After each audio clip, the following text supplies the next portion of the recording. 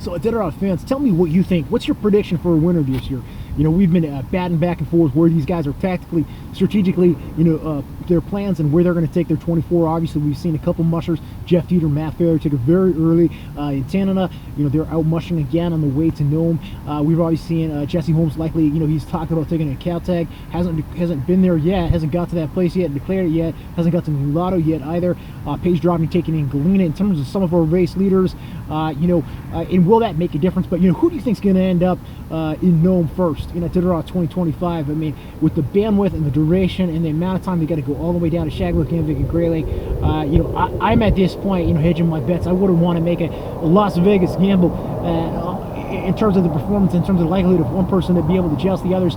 I like Matt Hall. I'm going to throw it out there. I liked him before the race. I like him on the Alaska Range version, and I like the fact that he's got the fortitude. He's raised in Bush, Alaska, raised in Eagle.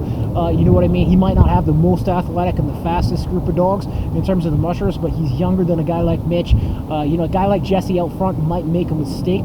Is the cautionary thing I arched an eyebrow at Jesse, though I think he certainly wants to get one. He hasn't been super strong in terms of being able to skip checkpoints and persevere and make big moves on the closing portions, on the coastal portions of Iditarod.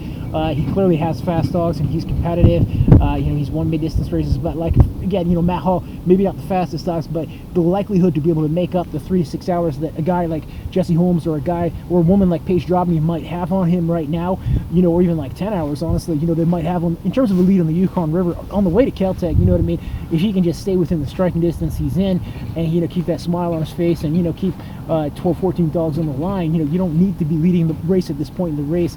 I would like Jesse's move and Paige's move a lot more if they were just going through Caltag to Unalakleet into Nome and Iditarod 2025. But they're going to go all the way down to Grayling, Anvik, and Shaglook, and that's going to be, like I said, I mean, you tell me though, give me that reply.